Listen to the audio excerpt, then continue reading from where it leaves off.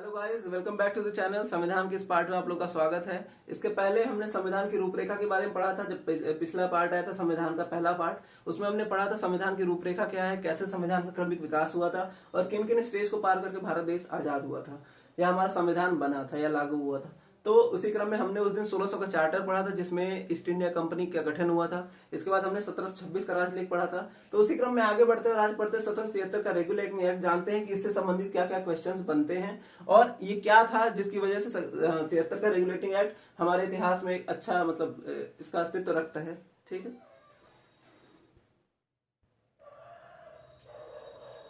जिसके तहत regulating act को अहम कड़ी माना जाता है। तो इसी शुरू करते हैं 1773 के रेगुलेटिंग एक्ट को। गाइस, इसमें क्या हुआ था कि जब 1773 का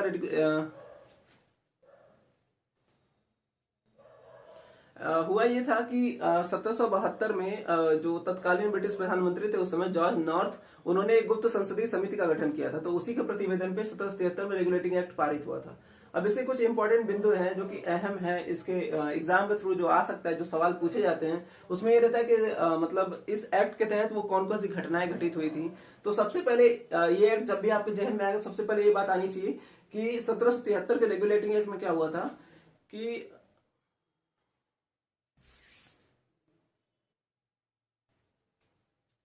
अब उस समय ईस्ट इंडिया कंपनी में जो निरंकुशता व्याप्त हो गई थी, जो अनुशासनहीनता हो गई थी, तो इसकी वजह से ब्रिटिश क्राउन ने कदम उठाया था। उन्होंने लॉर्ड नॉर्थ को, मतलब लॉर्ड नॉर्थ की वजह से उन्होंने 1773 में ये एक्ट को पारित करवाया, जिसके तहत अब जितना भी कंपनी जो भी कार्य करती थी उसका वो लास्ट में जो फीडबैक होता है, मतलब जो कंक्लूजन होता है, ईओडी होती है, वो ब्रिटिश क्राउन को जाता था।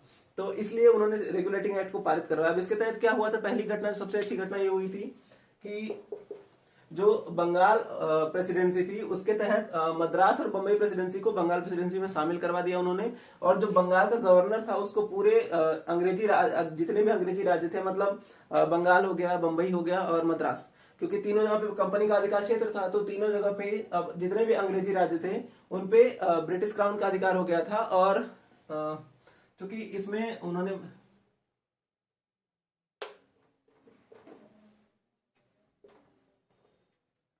अब बंबई और मद्रास दोनों प्रेसिडेंसियों को बंगाल प्रेसिडेंसी में मिला दिया गया।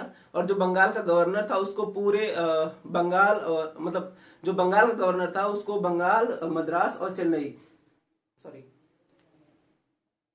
अब बंगाल का जो गवर्नर था उसको गवर्नर जनरल कहा जाएगा। मतलब पूरे अंग्रेजी राज्य का, जितने भी अंग्रेजी राज्य थे, बंबई हो गया, मद्रास हो गया और बंगाल, तीनों जगह का जो गवर्नर था उसको गवर्नर जनरल बना दिया गया। ठीक है,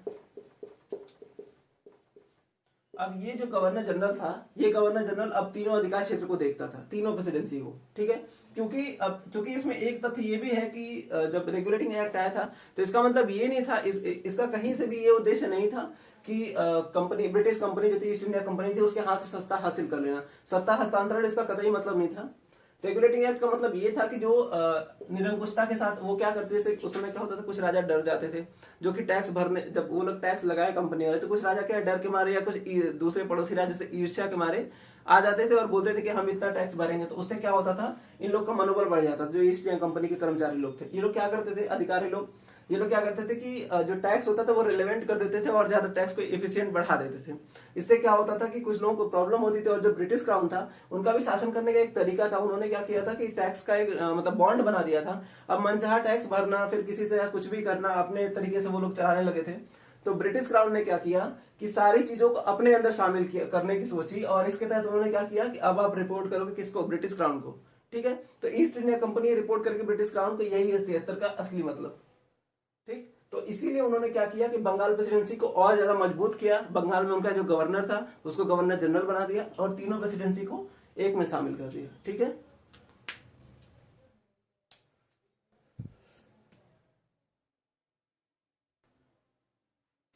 अब इसके तहत ये हुआ कि जो बंगाल का गवर्नर जनरल था उसके साथ एक 4 सदस्यीय परिषद भी गठित किया। ठीक है, जो 4 सदस्यीय परिषद था, इस परिषद के सदस्यों का चुनाव भी उन्होंने बोला कि बहुमत के तहत होगा। ठीक है, जो संसदीय समिति थी, जो गवर्नर जनरल के अलावा 4 और सदस्य थे जो परिषद सदस्य कहे जाते थे, इन पांचों के अंतर्गत उन्होंने सारी शक्तियां निहित कर दी थी। सारे युद्ध की नीतियां हो गई, कहीं से भी संधि का समझौता करना है या फिर व्यापार की कोई भी टैक्सेशन देखना है, कुछ भी देखना है, तो उसके तहत उन्होंने क्या किया था, एक गवर्नर जनरल और 4 सदस्यीय परिषद का गठन किया था। तो जो 4 सदस्यीय परिषद थी, इनका गठन कैसे होता था, बहुमत के थ्रू होता था। ठीक है, रेफरेंडम, जनमत संग्रह। ठीक,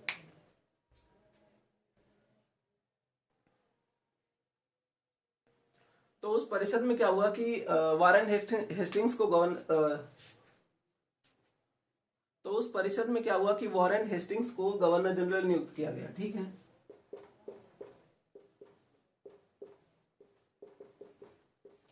उस समय गवर्नर जनरल किसको नियुक्त किया गया, वॉरेन हेस्टिंग्स को। इसके साथ साथ 4 सदस्यीय परिषद जो थी, 4 सदस्यीय परिषद में भी 4 सदस्यों को नियुक्त किया गया था। ठीक है, तो उसके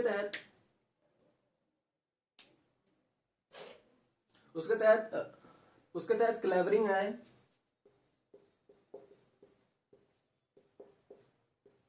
ठीक, दूसरे नंबर पे आते हैं मानसन। नीचे दिखाई नहीं दे रहा होगा, एक मिनट।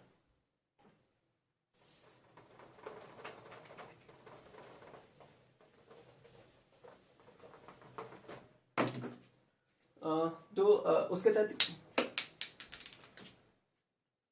तो उसके तहत क्या हुआ कि उस समय गवर्नर जनरल किसको बनाया गया, वॉरेन हेस्टिंग्स को।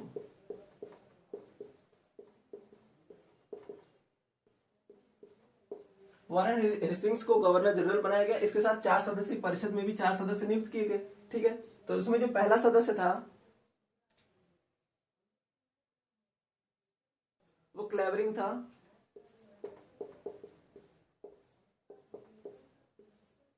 इसके बाद मानसन। ठीक,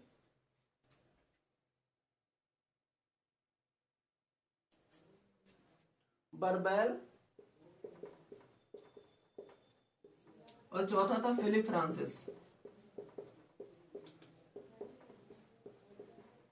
ठीक है, तो जो 4 सदस्यीय परिषद थी उसमें क्लेवरिंग, मानसन, बरबैल और फिलिप फ्रांसिस थे। इसके अलावा गवर्नर जनरल जिसको नियुक्त किया गया था वो थे वॉरेन हेस्टिंग्स। ठीक,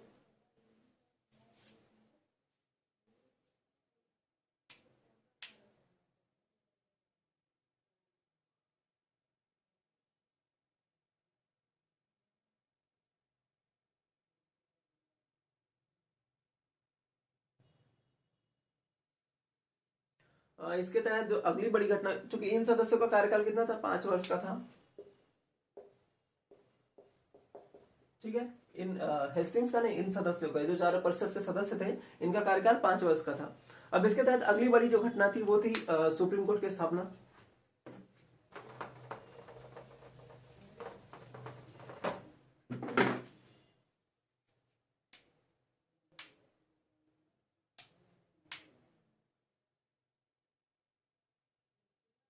इसके तहत कलकत्ता में उच्चतम न्यायालय की स्थापना की गई, जिसको कि धार्मिक हो गए, जितने भी धार्मिक हो गए या फिर और भी जितने भी रिलेवेंट चीजें थी, उनके तहत उसको और अधिकार प्रदान किया गया और उच्च न्यायालय को और मजबूत किया गया।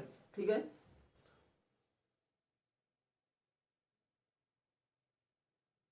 इसके तहत क्या हुआ कि इसके तहत कलकत्ता में उच्च न्यायालय की स्थापना की गई और उसको दीवानी, फौजदारी और धार्मिक मामलों में सशक्त किया गया। ठीक है, ये सारे अधिकार उनको प्रदान किए गए। तो इसके तहत एक कोलकाता में उच्चतम न्यायालय की स्थापना। ठीक,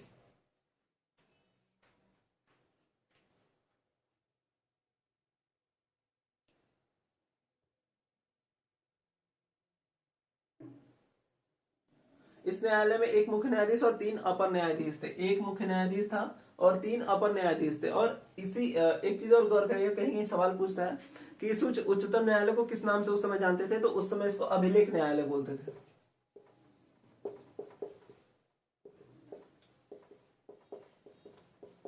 ठीक है, कंफ्यूज ना होइएगा।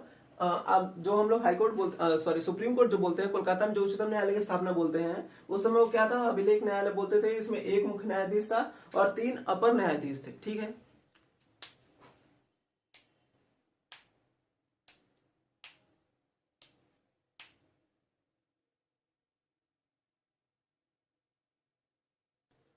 अब चूंकि इसका कार्य क्षेत्र क्या था, वो कलकत्ता के नागरिकों तक ही सीमित था, ठीक है, क्योंकि बाहर सुनवाई तभी हो पाती थी जबकि दोनों पक्ष के लोग सहमत हो। एक पक्ष के सहमत होने पे बाहर सुनवाई नहीं होती थी, सिर्फ कलकत्ता के नागरिकों में की ही सुनवाई कलकत्ता उच्च न्यायालय में होती थी उस समय, ठीक है।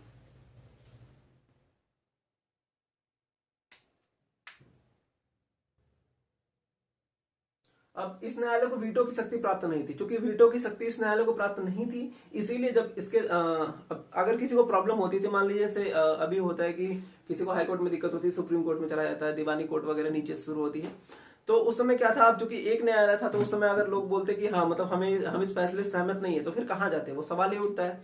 तो वो क्या करते थे, इंग्लैंड में प्रिवी काउंसिल में जाते थे, ठीक।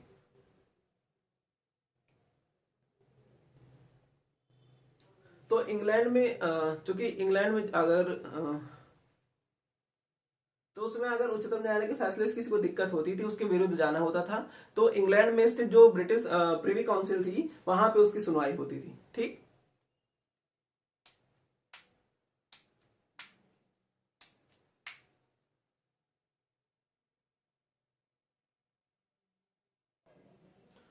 और इसके तहत क्या था, कंपनी के संचालक मंडल में जो सदस्य थे 24 थे। जो संचालक मंडल में 24 सदस्य थे, इनका कार्यकाल 4 वर्ष था, ठीक है। परिषद सदस्यों का कार्यकाल 5 वर्ष था, लेकिन जो 24 सदस्य मंडल में थे, इनके कार्यकाल कितना था, 4 वर्ष का था, ठीक।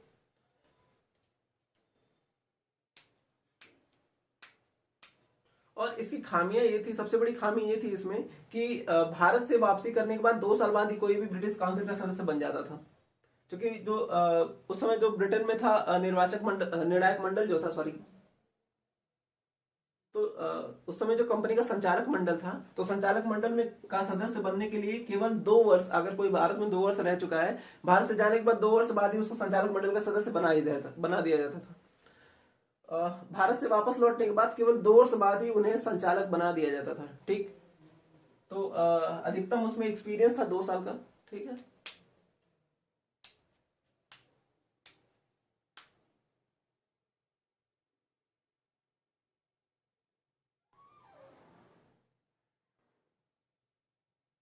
इस अधिनियम के प्रावधान के अनुसार वारेन हेस्टिंग्स को बंगाल का गवर्नर जनरल बनाया गया, जिसे भारत का प्रथम गवर्नर जनरल भी कहा जाता है। इसी अधिनियम के तहत इसी अधिनियम के प्रावधानों के अनुसार जो वारेन हेस्टिंग्स था, जिसको बंगाल का गवर्नर जनरल कहा जाता था, उसे भारत का भी प्रथम गवर्नर जनरल कहा जाता है, ठीक है।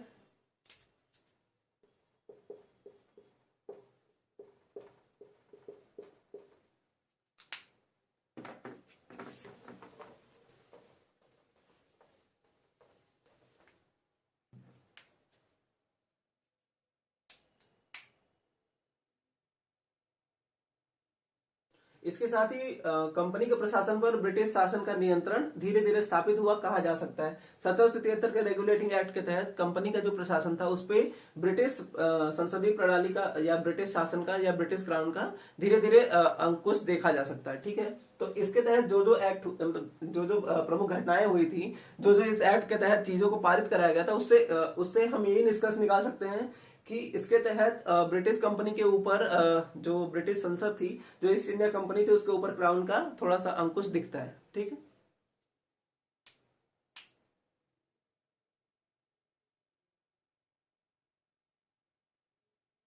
1774 में ब्रिटिश क्राउन के द्वारा जो चार्टर लागू किया गया था, उस चार्टर के तहत भारत में एक उच्चतम न्यायालय की स्थापना हुई थी, जिससे सर एलिजा इम्पे उसमें उच्चतम न्यायालय के मुख्य न्यायाधीश थे,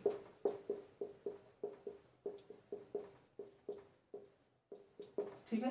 सर एलिजा एम्पे को उस समय उच्चतम न्यायालय का मुख्य न्यायाधीश बनाया गया था। इसके अलावा इसमें और भी सदस्य थे, जैसे एक लिमिंस्टर, चैम्बर्स और हाइड, ठीक है। ये उच्चतम न्यायालय के मुख्य न्यायाधीश थे। इसके 3 जो अपर न्यायाधीश थे, वो लिमिंस्टर, एलिजा इम्पे के अलावा लिमिंस्टर थे, चैम्बर्स थे और हाइड थे, ठीक है।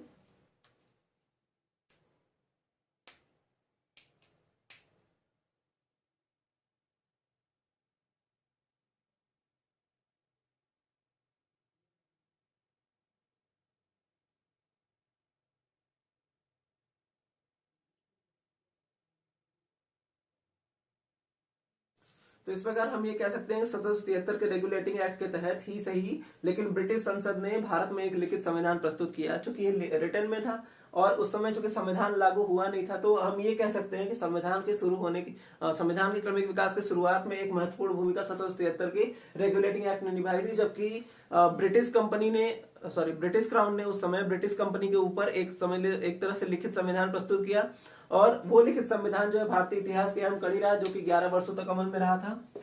नियरली 11 वर्ष तक ये अमल में था। इसके बाद 1784 का पिट इंडिया एक्ट आता है।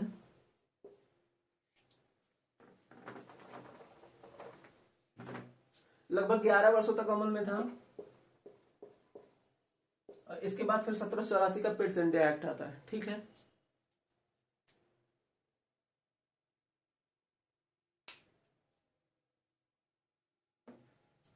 इसके बाद अगला देखते हैं 1781 का जो एक्ट ऑफ सेटलमेंट था।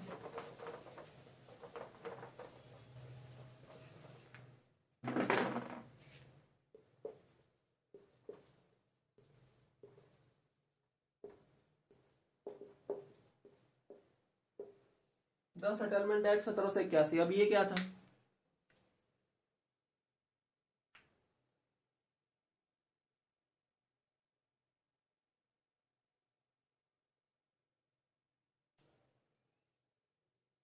सत्रह सौ इक्यासी का एक्ट ऑफ सेटलमेंट ये 1773 का रेगुलेटिंग एक्ट का ही अमेंडिंग एक्ट था। तो अगर क्वेश्चन भी उठता है कि अमेंडिंग एक्ट किसे बोलते हैं,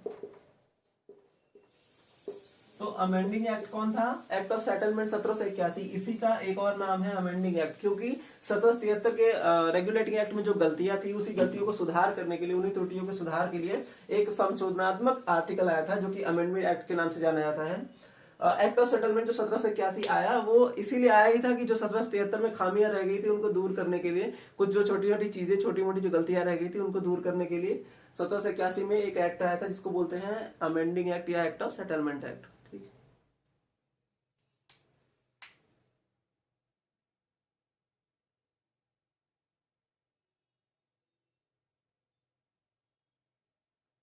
इसी एक्ट के द्वारा कलकत्ता की सरकार को बंगाल, उड़ीसा और बिहार,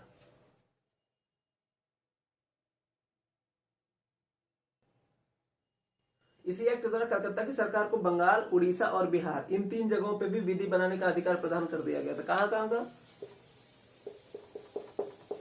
बंगाल, बिहार और उड़ीसा, इन 3 जगहों पे भी विधि बनाने का अधिकार किसको मिल गया था? कलकत्ता उच्च न्यायालय को। ठीक है, तो इसका मतलब ये था कि 1781 में जो उन्होंने एक उच्चतम न्यायालय बनाया था, उसके अधिकार क्षेत्र को बढ़ा करके बंगाल, बिहार और उड़ीसा को भी उसमें इंक्लूड कर दिया।